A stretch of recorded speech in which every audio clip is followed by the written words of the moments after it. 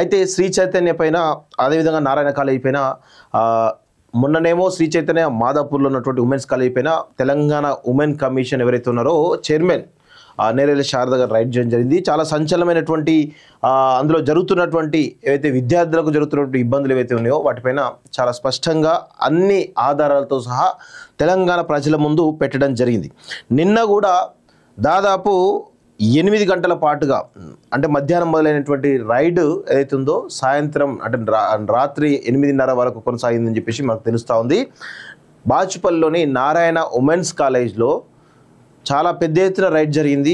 దానిలో కూడా వాళ్ళ విద్యార్థులు చాలా రకాలుగా ఇబ్బందులు పడుతున్నటువంటి విషయాన్ని మరొకసారి ప్రజల ముందుకు పెట్టేటువంటి ప్రయత్నం నేరేల శారదగా చేస్తూ ఉన్నారు. సో ఆమె సంబంధించినటువంటి ఏదైతే ఇవన్నీ జరుగుతూ ఉన్నాయో ఆధ్వర్యంలో జరుగుతున్నటువంటి రైడ్స్ ఏవైతే ఉన్నాయో నిజంగా తెలంగాణ సమాజం ఆమె వెంట ఉందని చెప్పేసి ఆమెకైతే మనమైతే ఒక భరోసా ఇవ్వాల్సినటువంటి అవసరం అయితే ఉంది. ఎందుకంటే ఆమె పైన చాలా పెద్ద ఎత్తున ఒత్తిడి వచ్చేటువంటి అవకాశం అయితే కనబడతా ఉంది. ఎందుకంటే ఇటు ఈ రాష్ట్ర ప్రభుత్వం నుంచి కానీ ఇటు పక్క రాష్ట్ర ప్రభుత్వం నుంచి కానీ చాలా పెద్ద ఎత్తున ఆమె పైన ఒత్తిడి పెరిగేటువంటి అవకాశం అయితే చాలా స్పష్టంగా కనబడతా ఉంది.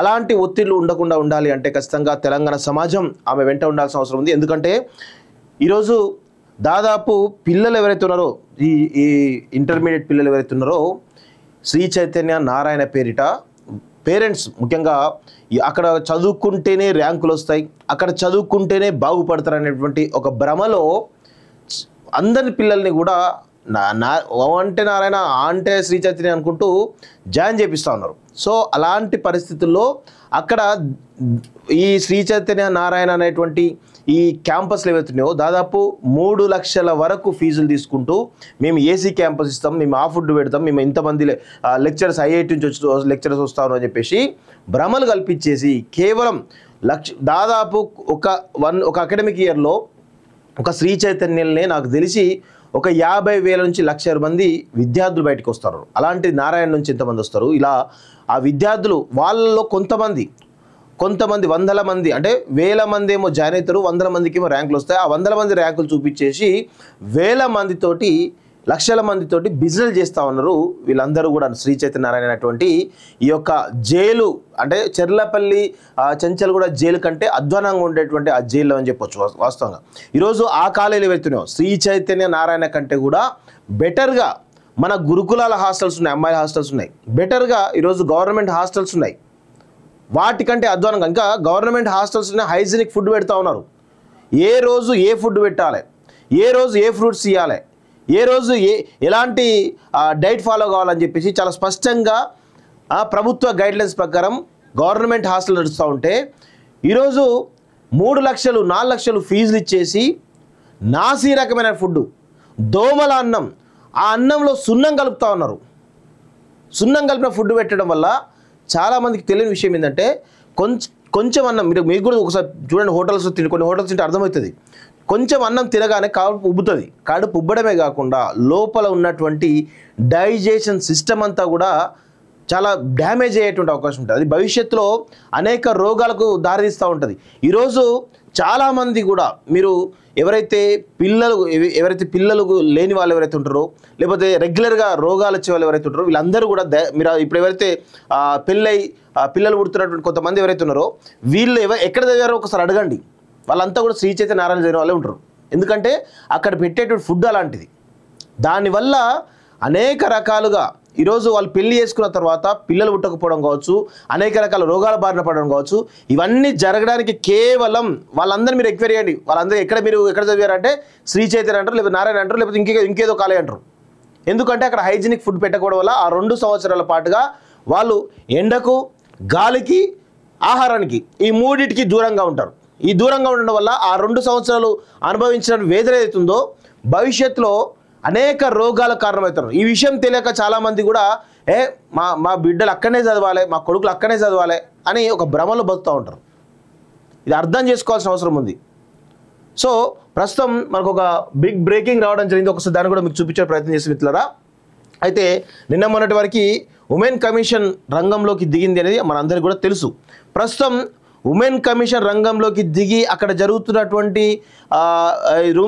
రూమ్స్లలో ఏ విధంగా నీట్నెస్ లేకుండా ఉండడం కావచ్చు, ఫుడ్ విషయంలో కావచ్చు, లేకపోతే స్టాఫ్ ఏ విధంగా కర్కోటకంగా బిహేవ్ చేస్తున్నారో అవన్నీ కూడా women commission chairperson Nerella Sharada గారు చాలా పత్రికాముఖంగా అన్ని మీడియా ఛానల్స్ కూడా ఇవ్వడం జరిగింది. ఎందుకు ఇచ్చారు అనేది చాలా స్పష్టంగా ఆమె చెప్తా ఉన్నారు. ఎందుకంటే ఇక్కడ జరుగుతున్నటువంటి విషయాలు ప్రజలకు తెలియాలి. ప్రజలకు తెలియకపోవడం వల్ల అందరూ గుడ్డిగా నారాయణ అంటున్న శ్రీ చైతన్యం. సో అందులో జరిగేటువంటి ఏవైతే ఈ రూమ్స్లలో అదేవిధంగా బాత్రూమ్స్లలో ఆడవాళ్ళకు సంబంధించినటువంటి ఆ ఉమెన్స్ కాలేజీలో మగవాళ్ళు బాత్రూమ్స్ క్లీన్ చేయడం ఏంది? ఉమెన్ చైర్పర్సన్ డైరెక్ట్ అక్కడ రైడ్ చేస్తున్న క్రమంలో జెంట్స్ బయటకు వస్తూ క్లీన్ చేసుకుంటూ ఉన్నట్టు తరుణంలో ఎక్కడి పరిస్థితి? అంటే ఉమెన్ కాలేజీలో జెంట్స్ టాయిలెట్స్ క్లీన్ చేయడం ఏంది? ఉమెన్స్ దొరకట్లేదా? ఇలాంటి పరిస్థితులు అనేకం ఉన్నాయి. ఫుడ్ విషయంలో మాదాపూర్లో అయితే ఒక మాఫియా నడుస్తుందండి. ఎందుకు అంటే మాదాపూర్లో శ్రీ చైతన్య సంబంధించినటువంటి టెక్నో స్కూల్స్ ఉన్నాయి. అదేవిధంగా టెక్నో స్కూల్స్ అదేవిధంగా జూనియర్ కాలేజ్ అవుతున్నాయో అవి మెన్ అంటే బాయ్స్ క్యాంపస్ కావచ్చు, గర్ల్స్ క్యాంపస్ కావచ్చు. అదేవిధంగా వీళ్ళకు ఐఐటి సంబంధించిన సపరేట్ కోచింగ్ ఉంటుంది. ఐఐటి కానీ నీట్ కానీ వీటికి కూడా సపరేట్ కోచింగ్స్ ఉంటాయి, వీటికి సపరేట్ క్యాంపస్లు ఉంటాయి. సో ఇవన్నీ కూడా దాదాపు ఒక 10 కాలేజీలు కేవలం 10 ఇన్స్టిట్యూట్స్ కేవలం మాదాపూర్లోనే ఉన్నాయి. అంటే మళ్ళీ ఒక్కొక్క ఇన్స్టిట్యూట్లో ఒక్కొక్క బిల్డింగ్లో ఒక బిల్డింగ్ ముందు ఇంకో బిల్డింగ్ ఇట్లా 10 నుంచి 15 ఉండేటువంటి అవకాశాలు ఉన్నాయి. వీటన్నిటికీ అంటే ఒక్కొక్క క్యాంపస్లో అంటే ఒక్కొక్క బిల్డింగ్లో దాదాపు 800 నుంచి 1000 మంది ఉంటారు. అలాంటివి 15 నుంచి 20 అంటే దాదాపు 20-25 వేల మంది స్టూడెంట్స్ కేవలం అక్కడ మాదాపూర్లో శ్రీ చైతన్యలో మాత్రమే ఉన్నారు. సో వీళ్ళందరికీ 25,000 మందికి ఫుడ్ అంతా కూడా ఒకటే మెస్ నుంచి వస్తుందట. ఆ మెస్లో 25,000 మందికి ఈ మెస్లో అండి అక్కడ నుంచి డేకిషాలలో గిన్నెలలో పెద్ద పెద్ద గిన్నెలలో పెట్టేసి ఆటోలో తీసుకుపోయి సరఫరా చేస్తారట వాళ్ళు. సో దానిలో అసలు కొన్నిట్లలో మూతలు ఉండవట, కొన్నిట్లలో డైరెక్ట్ కనబడుతుందట. సున్నం కలిపిన విషయం చాలా క్లియర్ కళ్ళకు కనబడుతుందట. ఇలాంటి పరిస్థితుల్లో ఈ పిల్లలు బతుకుతూ ఉన్నారు. సో ఈ మెస్సు పైన మొన్న జిహెచ్ఎంసీ వాళ్ళు రైడ్ చేసి దాదాపు 2 లక్షల ఫైన్ వేసిరండి. ఈ 2 లక్షల ఫైన్ ఎందుకు వేసిరు అనేది ఇంతవరకు ఎవరికి క్లారిటీ లేదు. ఏ పర్పస్లో క్లారిటీ వేశారు? సో చాలా సీరియస్గా నేను ఉమెన్ కమిషన్ కానీ కూడా కోరుతా ఉన్నాను. సో ఖచ్చితంగా ఈ మెస్సు పైన వీక్లీ ఒకసారి రైడ్ జరగాలి, లేకపోతే 3 డేస్కి ఒకసారి రైడ్ జరగాల్సిందే. ఎందుకంటే 25,000 మంది జీవితాలు అవి. అలాంటివి ఈ రాష్ట్ర వ్యాప్తంగా దాదాపు కొన్ని లక్షల మంది ఉంటారు. సో ఇది ఒక్క మెస్సే కాదు, ప్రతి మెస్లో కూడా ఎవ్రీ 3 డేస్కి వస్తారో 4 డేస్కి వస్తారో 1 వీక్కి వస్తారో రైడ్ జరగాలి. రైడ్ జరిగితే కనుక వాళ్ళు మంచి ఫుడ్ పెట్టేటువంటి అవకాశం ఉంటుంది. సో నిన్న ఉమెన్ కమిషన్ మొన్న చేసిన తర్వాత హైదరాబాద్ మాదాపూర్లోని శ్రీ చైతన్య కాలేజ్ హాస్టల్పై రాష్ట్ర బాల హక్కుల కమిషన్ తీవ్ర ఆగ్రహం వ్యక్తం చేసింది. ఫుడ్ పాయిజన్ అయిన ఘటనపై మండిపడింది. ఈ హాస్టల్ తక్షణమే మూసివేయాలని రంగారెడ్డి జిల్లా కలెక్టర్కు సిఫారసు చేసింది.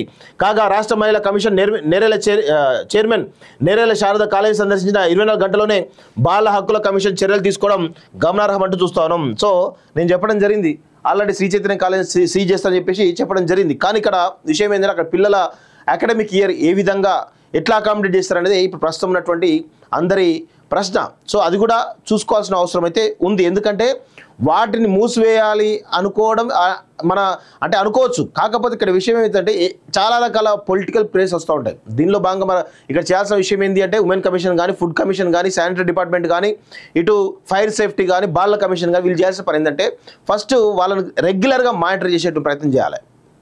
రెగ్యులర్గా మానిటర్ చేస్తూ శానిటరీ కరెక్ట్ ఉందా, బాత్రూమ్స్ కరెక్ట్ ఉన్నాయా, ఫుడ్ కరెక్ట్ ఉందా, అలా పిల్లల బిహేవియర్ ఎట్లా ఉంది, వీలైతే రెగ్యులర్గా సైకాలజిస్ట్ తోటి వాళ్ళకు తీసుకెళ్ళి మాట్లాడించే ప్రయత్నం చేయాలి. ఇలా చేస్తే చాలా రకాల పిల్లలకు కొంత ఉపశమనం కలిగేటువంటి అవకాశం ఉంటుంది. సో ఇప్పుడు ఏమవుతుంది, ఈ కాలేజ్ క్లోజ్ చేస్తున్నట్టే ఇప్పుడు మళ్ళీ పేరెంట్స్ కూడా వచ్చేటువంటి అవకాశం ఉంటుంది. మా పిల్లల బతుకులు ఏమైతే అని చెప్పేసి అడిగే అవకాశం కూడా ఉంటుంది.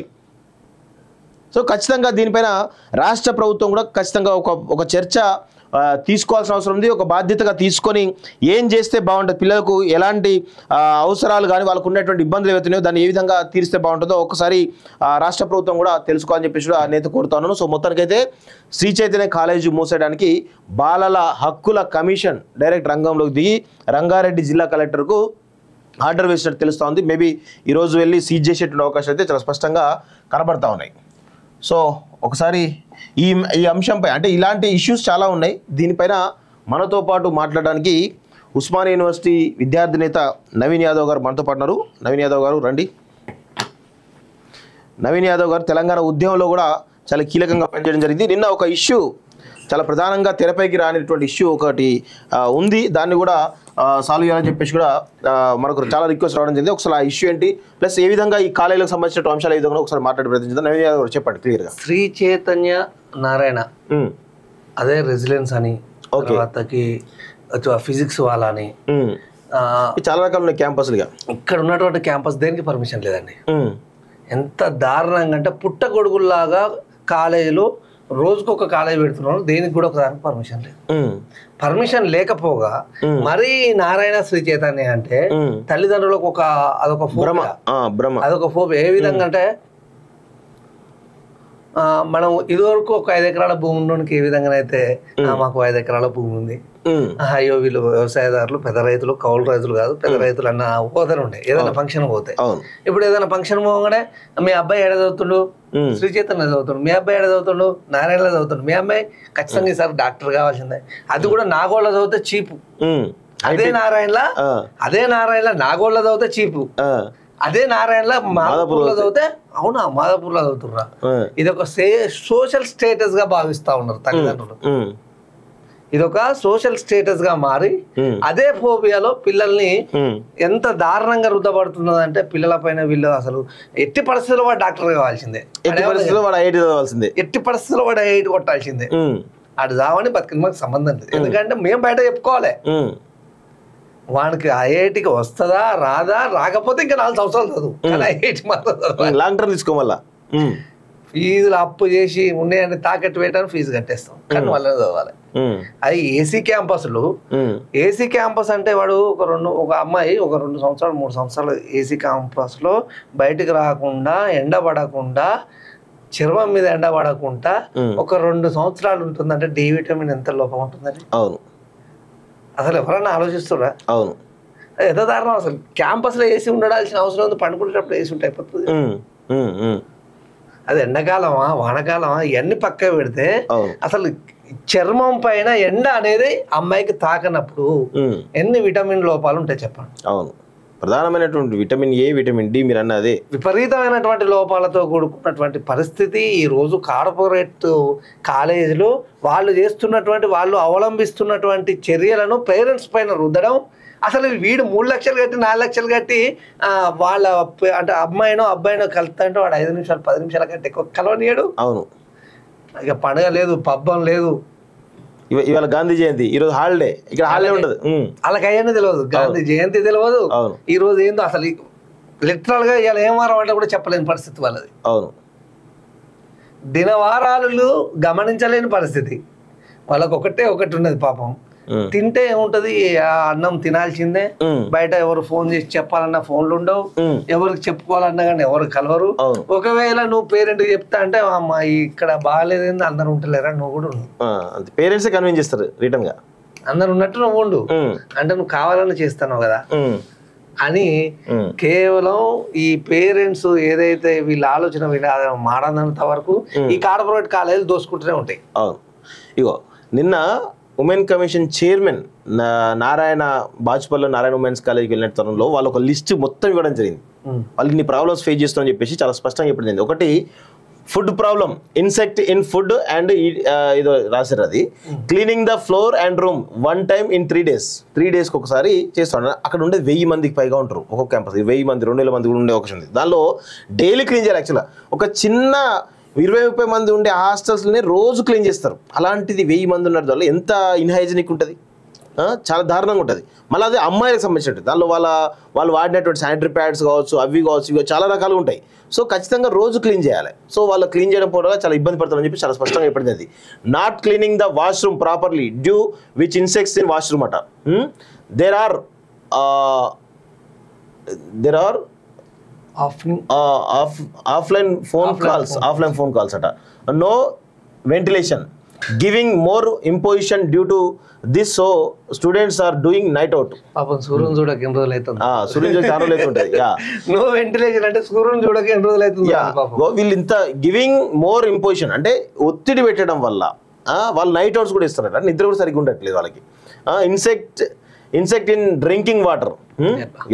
In raining days, water are leaking from walls. Not giving outing if any health issue అంటే వాళ్ళు హెల్త్ ఇష్యూ వచ్చినప్పుడు కనీసం అవుటింగ్ కూడా ఇస్తారు, బయటకు కూడా వస్తలేరు అంటే డాక్టర్ చూపించుకునే పరిస్థితి. కనీసానికి ఒక నర్స్ ఉండదండి, బిఎస్సి నర్సే చదివిన నర్స్ ఉండదు, వీళ్ళ ప్రాబ్లమ్స్ ఎవరితో చెప్తారు చెప్పండి. అవును అవును. ఒక డాక్టర్ ఉండడు, ఇన్ని ఫీజులు కడతాను, కనీసం డాక్టర్ అన్న విజిటింగ్ వారానికి ఒకసారి అన్న.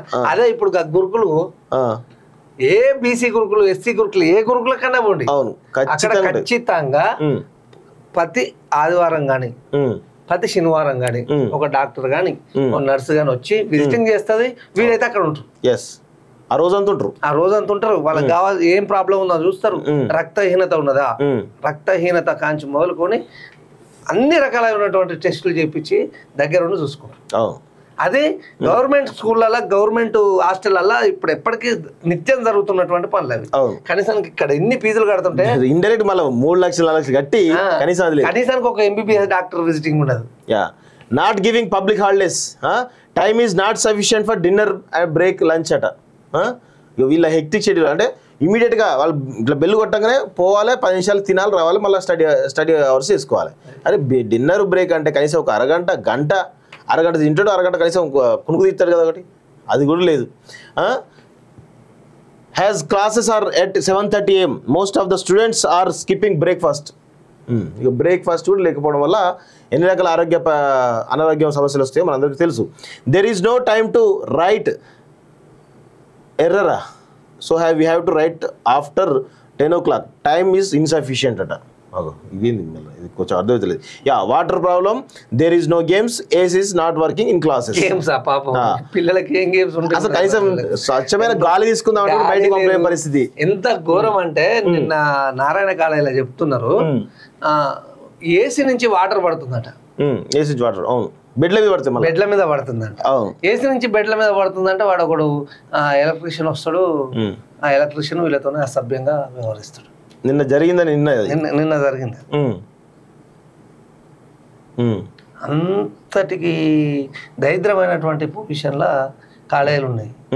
కనీసం దాన్ని వాళ్ళు మానిటర్ కూడా చేయలేకపోతే, ఒక ఏసీ టెక్నీషియన్ వస్తే అక్కడ అమ్మాయిల సేఫ్టీ గురించి మానిటర్ చేయలేని పరిస్థితి. ఏంది అసలు మనం ఎటు పోతుంది సమాజం కూడా అర్థం కాని పరిస్థితి. కార్పొరేట్ నారాయణశ్రీ చేతుల్లో చదివినాం అండి మనం, మనకు అర్థం కాదు కానీ గవర్నమెంట్ స్కూల్ బతుకులే కదా. ఏంది ఈ రోజు నారాయణశ్రీ చేతన చదివిన పిల్లలకు సమాజంలో ఏం జరుగుతుందో తెలియట్లేదు. సమాజానికి దూరంగా ఉన్నాడు వాడు. ఇప్పుడు ఐఐటి అని అందరికి వస్తుందా? 1,00,000 మందిలా ఒక 10% జనాభా, 1,00,000 మంది స్టూడెంట్స్ ఉంటే ఒక 10% ర్యాంకులు వస్తాయి. 10% జనాలకే 10% స్టూడెంట్స్కే ఐఐటి వస్తుంది. మిగతా అంతా స్క్రాపే కదా, కనీసం వాడు ఏం చదవాలి అనే దాన్ని కూడా వాడు బిల్డప్ చేసుకున్న పరిస్థితి. అంత దారుణమైన పరిస్థితిలో అసలు టోటల్లీ రోబోల కంటే అధ్వానంగా తయారు చేస్తారు. రోబోలు నయం, ఇంకా రోబోలు చాలా నయం, వాళ్ళ కంట్రోల్ రిమోట్ లో ఉంటుంది. ఇలా అంతకన్నా అధ్వానంగా ఉన్నారు పిల్లలు. 2 సంవత్సరాలు నారాయణలో ఉన్న తర్వాత బయటకు వచ్చినాక వాళ్ళ ఆరోగ్య పరిస్థితి మెరుగు కావడం కోసం కనీసం ఒక జీవితకాలం కూడా పట్టొచ్చు. ఇప్పుడు చాలా రకాల సమస్యలు వస్తుంది, దానికి కారణం కూడా అనేక రకాల ఆరోగ్య సమస్యల కారణం కూడా మేబీ శ్రీ చైతన్య నారాయణ లాంటి ఫుడ్ పెట్టడం వల్ల నాకైతే చాలా స్పష్టంగా 1% ఫుడ్ ఒకటే కాడ వండుతారు, క్రౌడ్ కిచెన్ అని పెడతారు. దీని పేరు క్రౌడ్ కిచెన్. తింటారు లేకపోతే లేదు అంతే. పిల్లలు మన ఇంటికాంచి పిక్కిలు తీసుకొని పోతే ఏదైనా మామిడికాయ పచ్చడో టమాటా పచ్చడో నా కారం దక్కుతలేదు పట్టుకొని పోతే దాన్ని పట్టుకొని పోనీరు, అమ్మ హెల్త్ ఇష్యూస్ వస్తాయి. వీడు పెట్టే ఫుడ్ చక్కగా ఉండదు, ఇంట్లో పెట్టిన మామిడికాయ పచ్చడి మంచి, ఇంట్లో పెట్టిన మామిడికాయ పచ్చడి ఎంత అమృతం అది. అట్లాంటి పరిస్థితులలో కొట్టుమిట్టాడుతున్నారు. ఖచ్చితంగా ఈ నేరల శారద గారు చేస్తున్నటువంటి ఏదైతే ఈ కాలేజీల పైన ఈ కాలేజీలు దోచుకుంటూ విద్యార్థులను హింసిస్తున్నటువంటి పరిస్థితి ఏదైతే ఉందో ఆ పరిస్థితి నేరల శారద గారికి ఉస్మాన్ యూనివర్సిటీ తరపు నుంచి తెలంగాణ సమాజం నుంచి ఖచ్చితంగా మేము అండగా ఉంటాం. వాళ్ళు చేస్తున్న దాన్ని ఆపద్దు, దీన్ని కొనసాగించాలి. ఖచ్చితంగా ఈ కార్పొరేట్ నడిపిస్తున్నటువంటి ఈ కార్పొరేట్ కాలేజీల కూరలను ఈ విషకూరలు ఈ విషకూరలను ఖచ్చితంగా తొలగించి నాణ్యమైన విద్య, నాణ్యమైనటువంటి ఫుడ్, నా ఆరోగ్య పరిస్థితులలో ఆరోగ్యకరమైనటువంటి పరిస్థితులలో విద్యను అందించేంత వరకు ఖచ్చితంగా శారద గారిని కాపాడుకుంటాం, శారద మేడంకి అండగా ఉంటాం, శారద మేడం ఏం చేసినా మేము ఖచ్చితంగా మద్దతు ఇస్తాం అని చెప్పేసి ఈ కలౌజ్ టీవీ తరఫున మేము ఈ బహుమతంగా చెప్తా ఉన్నాం. Yeah, okay, thank you very much.